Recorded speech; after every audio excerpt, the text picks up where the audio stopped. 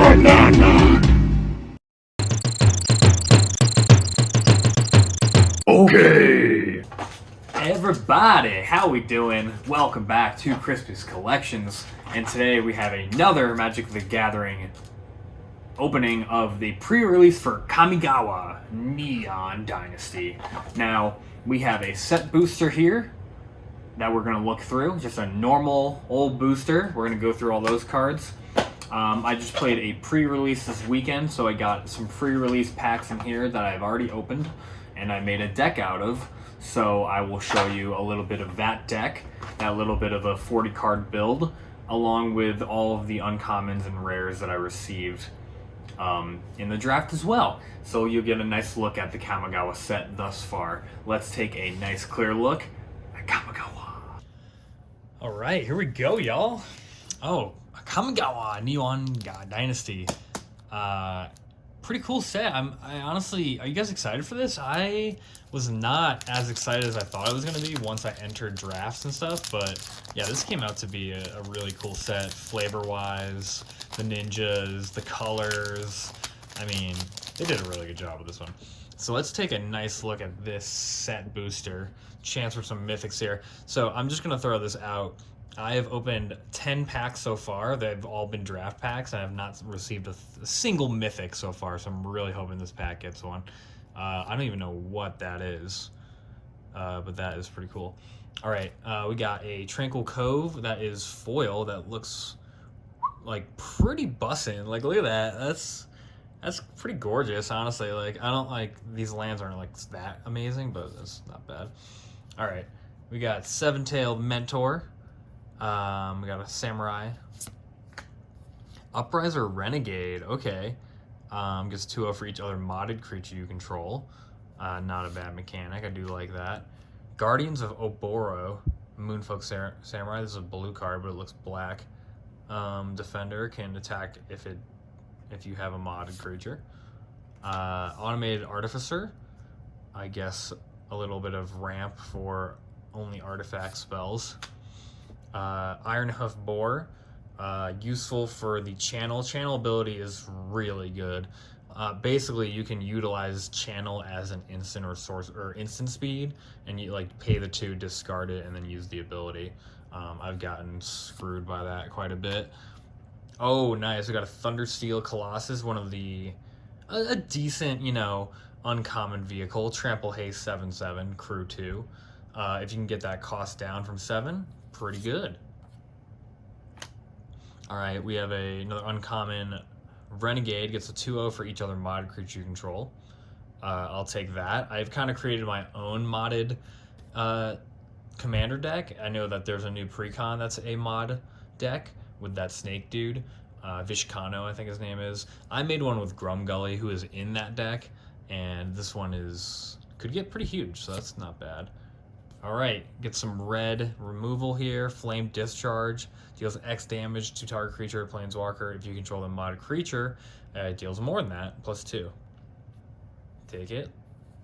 Okay, come on.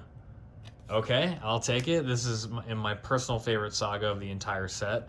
It is really powerful. Life of Toshiro Umezawa. Choose one, target creature gets 2/2 on turn, or more likely -1/-1. You just kill everything in the set that has a 1 toughness, which is a lot. Gain 2 life, exile it, return it as a creature. Ooh, we see what we got back there. Memory of Toshiro, pay 1 life, add 1. And we got the Ninjutsu Insect Ninja. This is the biggest green one. Ninjutsu for 4 comes in as a 6/5. And then when it deals common damage, return target permanent card from your graveyard to your hand. That's pretty good, I think. For 4, hitting for 6, that's pretty powerful, I think. And then we got Gravelighter Foil. Oh, it looks like a reserved card. Let's see, what's this? Snakes? Put 2 1/1 green snakes tokens into play. Whenever a non-token snake comes into play, you return it to your graveyard to your hand. Wow, that's crazy. A little snake action there. That's an old school card. That's a cool one, though. I'll take that one. That's really interesting. Well, another pack opened and no mythics. I'm really upset about that, honestly. But we got some decent little options there. Now let's go straight into the other cards that I picked up. We're going to show all of the uncommons and rares. So let's start with this one right here. We got Rabbit Battery. Basically, you can just give anything haste with the reconfigure cost of 1 red, just attaching it to something else. The thing is, you need to put this down first, then you can reconfigure. That could be useful for a lot of commander stuff. March of the Swirling Mist. Additional cost, exile any number of blue cards from your hand. It costs 2 less for each one, and then up to X creatures phase out, and then they will phase back in on the next turn. So that's some blink worthy stuff right there. You know, that's useful for like Thassa the Deep Dwelling, stuff like that. Mindling Mech, a decent flyer for 3. If it gets crewed, it becomes a copy of the crewed creature, basically. And it's not incredible, honestly. I got 2 of those as well. It's okay. Prodigy's Prototype. When a vehicle attacks, basically, you create a pilot which crews 2 or greater, so it creates its own pilot. Not terrible. And here we go. We got the shrines. So there's a lot of shrines in this. They are legendary enchantment creatures. This one has Death Touch. At the beginning, you're going to pay 1, which they all have. When you do destroy target creature with toughness X or less, where X is the number of shrines you control. I mean, that could be pretty busted if you can destroy something every turn with it. Here's another one. Goshintai of the Ancient Wars. Got first strike, and then it deals damage to face equal to the number of shrines. This is my personal favorite one. Now we have this one, Goshintai of the Boundless Vigor. A shrine trample. At the beginning of your end step, you may pay a 1. When you do, put a 1/1 counter on it for target shrine for each shrine you control. So that's pretty busted. And okay, Sokenzan Schmelter.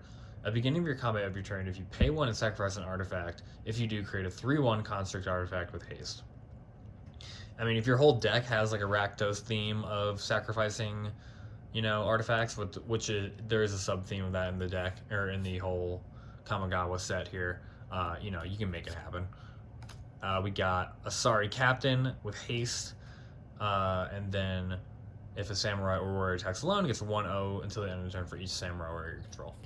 That can be stopped, but you know, that's okay. Containment Construct for 2. Whenever you discard a card, you may exile that card from your graveyard. Okay, not terrible. Imperial Recovery Unit. When it attacks, return a creature or vehicle with mana value 2 or less from your graveyard to your hand. Okay, and another Asari Captain. There's some decent ones right there. Some good shrines. We're not done yet, though. We have some decent cards here. And now here's one of the legendary lands, which is pretty awesome. This is Takanuma of the Abandoned Meyer, the swamp legendary land. Channel ability, discard it, mill 3, and then return a creature or planeswalker card from your graveyard to your hand, and it costs 1 less to activate for each legend you control. I mean, in Commander, adding another slot in the land, that is pretty good. Okay. Brilliant Restoration. I feel like this card is not that incredible unless you can do both modes. If you can get artifacts and enchantments to the battlefield, that's pretty good. It is a freaking busted ass cost of 7, but I mean, and also so many ways, that's kind of hard. I mean, me personally, I have an artifact deck and I have an enchantment deck, and they're separate, so I don't know if I'm going to put this in either of them. Lion Sash, this is a really good card. Equipment Cat. Exile a target card from a graveyard by playing 1 white, literally, and as many times as you want.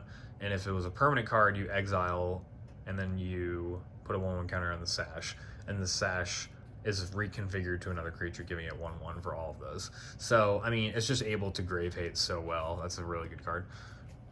Acquisition Octopus. This is a pretty interesting one. If it attacks and hits,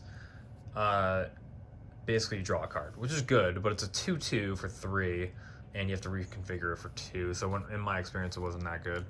All right, Awakened Awareness, enchant artifact creature. If it enters, put X1 counters on enchanted permanent. As long as the impermanent is a creature, it has base power and toughness 1/1. So, I mean, yeah, it's not incredible, honestly. Like, maybe on a flyer or something you can make it huge, but I didn't find that to be super useful. This is a kind of a funny one. Spinning Wheel Kick. Target creature you control deals combat damage equal to its power. Just straight damage to each of X target creatures. So, I mean, for 4, it targets one thing. So it's a fight mechanic for 4, which sucks.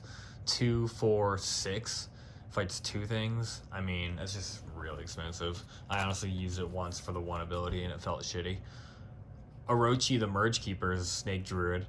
Add a mana. If he's modified, you get 2. I think that's pretty good. Honestly, like a 2-drop to make 2 if he comes in with a counter on it, that's pretty good. This guy I like a lot, actually. Colossus Sky Turtle. Not necessarily for his cost if you have it, but the channel abilities. For 3, you can discard it and return a target card from your graveyard to your hand. Pretty useful. Channel for 2, discard the Colossal and return target creature to its owner's hand. So a nice flip back effect and a nice return from the grave. On top of the creature if you don't want to play him.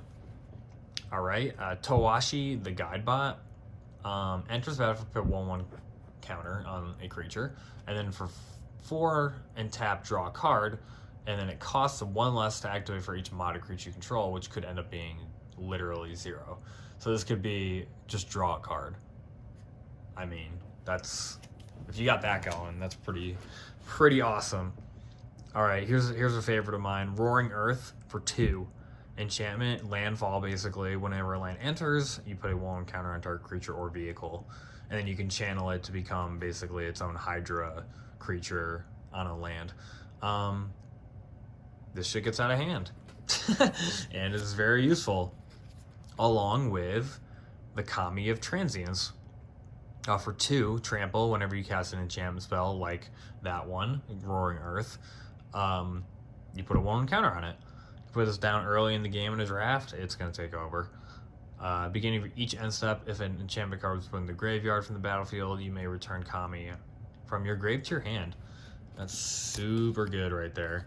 And I think that's really good in an enchantment deck. A little Sithis. Invoke the Ancients for 5 and the greens. I feel like this is my favorite of the invokes. It just creates 2 4/5 green spirit tokens with trample. That's 8 power on board, honestly, for 5. I think that's pretty good. And then you can choose vigilance, reach, or trample. Basically what I did in the game was I played this and then I used the Sky Turtle to bring it back, and I just played it 2 turns in a row and it was basically game over. But yeah, that was pretty sweet. And then another Gravelighter. Okay. So those are some decent hits. Honestly, I think most of the power of the single cards are in the commander set stuff, so that would be my suggestion, would be to buy singles from the commander spot. This is a pre-release box, and this will be my deck that I built, the 40 card deck. So take a quick look at this. Alright, so I got so first things first, I did build a lot of sagas in this deck. So let's actually just go over those first, because these are all in the deck, but they were sideboarded because of, they all flip. All of these flip. So we have to see each side, see what's going on with these. So sagas, here we go. The Fall of Lord Khanda. First mode, we exile target creature and opponent controls, no matter value 4 or greater. Pretty good removal. Each player gains control of all permanents they control. I mean, not super useful right there, but, in commander games, steal your shit, that's important. And then it flips into a creature, which it has defender, and when it dies, draw a card. Not as great. And just so people know, when it flips on the 3rd turn to the 3rd mode, this creature cannot attack. It's summoning sick. Unless it says haste, but I don't have the red one. I got the black one here. Long Reach of the Night. Each opponent sacrifices a creature unless they discard a card for 2 turns. Really messes people up, to be honest. And then it flips into this dude, who's Animus of the Night's Reach. It's a menace, and when it attacks, it gets XO to the end of the turn, where X is the number of creature cards in defending player's graveyard. I mean, first of all, pretty nasty with the removal there. It puts, if they get rid of a creature, that's one there, and they can discard one too. I mean, I have won games with this swinging in on Menace, so that's pretty awesome. There's another one, and then we got Life of Toshiro, as we said before, really good removal early game, and then gets to use some mana later as a 2/3. And now we have, this is the promo card that I got, Restoration of Agjondo, which I think is a great saga here. Commander worthy. Search your library for a basic plains card, reveal it, put it in your hand. You may discard a card. When you do, you return target permanent card with mana value 2 or less from your graveyard to the battlefield tapped, which could be a land, so you can just ramp a land in, or anything else mana value 2 or less, which is fantastic. And then you transform it. It comes down as a vigilant creature, Architect of Restoration, 3/4, and when it attacks or blocks, create a 1/1 colorless spirit. Pretty good. I like that a lot. Now for the rest of the deck, we got Virus Beetle, which is also pretty tough on people. Enters the battlefield, each opponent discards a card. I got some Swamp. Agjondo Exemplar, when he attacks, gets a 1/1, so just basically a 3/2. Good early card. Those are the flip cards for those. And here we go. Bozeju, Who Endures, the most expensive card in the entire set. I did pick it up. The legendary land for green with a 2-cost freaking channel. Discard it, destroy target artifact, enchantment, or non-basic land an opponent controls. Then they search for a library for a land, put it into the battlefield and shuffle. And it costs 1 less if I control legend. So this saved my ass a couple times. Literally just held it in my hand as my last land, and then destroyed one of their enchantments, artifacts, or whatever was messing with me. I was playing a vehicle deck, and it was super helpful. Yeah, this is a really good card, and super applicable to Commander.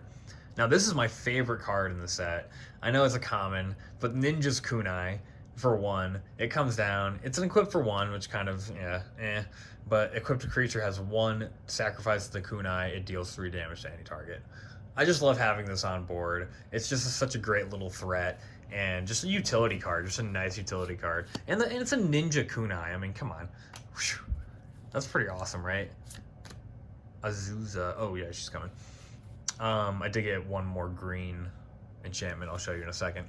Generous Visitor. When I cast an enchantment spell, put a 1/1 counter on target creature. Again, pretty sweet.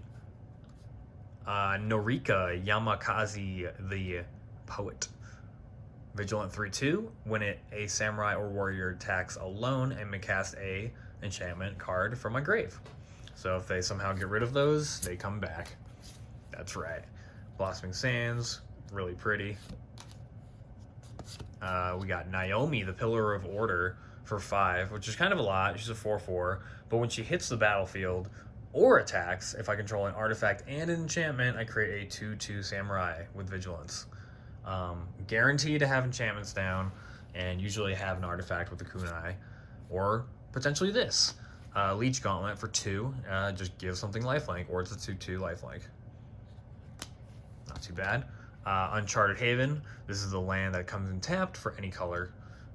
Basically serves as an Evolving Wilds, but just, you don't have to search your library, you just put it down tapped, which is great.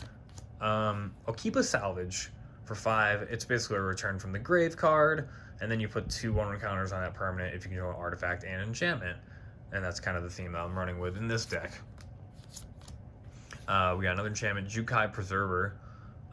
Enters the battlefield with a 1/1 counter on target creature you control, or you can just channel it for 3 and then put 1/1 counter of each 2 target creatures. Honestly, there's more power on board if you just play it. And then we got Azusa, the Many Journeys, which is a great one. I play an additional land on this turn on 2, gain 3 life, and then exile it into Likeness of the Seeker. And then when this is great. If she becomes blocked, untap up to 3 lands you control. That's just really good, I think. Honestly, untapping 3 lands like that is putting you ahead. Repel the Vile, exile target creature. Good little removal there. Bamboo Grove Archer. This guy's for 2, 3/3 reach. I thought he was pretty useful, honestly, just coming down on 2. We got another kunai, of course. This is a Japanese land from Strixhaven, which I thought fit the bill. Careful cultivation. You can discard it to create a human monk with add a mana, which is a little ramp there, or you can just put it on something to add 2 mana. Tatsunari, the Toad Rider. I feel like this guy's okay in this deck because I have so many enchantments, but I don't really want to run him as like a commander. So it basically creates a 3/3 black-green frog, and whenever you cast an enchantment spell, each opponent loses 1, you gain 1. I feel like that's not going to happen super often. And for 1 and a blue or a green, you can make it and the frog unblockable, which was actually only to flying or reach. Except to flying or reach. So, I mean, on the second turn, it comes down, it's got 3/3. That's 6 power coming in unblocked. That's pretty good for the draft. Anyway, return to action for 2. There's another card like this, Planar Incision, that's blue, but that exiles. This is when target creature dies, it's 1/0 lifelink, and then it comes back. You're hurt? Too bad. You stop fighting when I say, and not a moment sooner. Satoru Umezawa. That's so great. Lethal Exploit is a -2 until the end of the turn, or an additional 1 for each modded creature. That's pretty decent removal, actually, I found. Kami of Terrible Secrets, so look at that art, freaking creepy. Enters the battlefield if you control an artifact and enchantment, you gain a draw card, gain a life. 3/4. Again, obviously enchantments and artifacts are good. We got another one of these cultivators. Got a ramp, have to ramp. Twisted Embrace, which is 4, basically drops. Put a 1/1 on target creature that you control, and then basically destroy another creature. So that's not bad. It mods and then destroys something. A lot of interaction there. And then the last card, we have Mukutai Ambusher, the Rat Ninja, lifelink, 3/2, ninjutsu for 2. Super neon-y.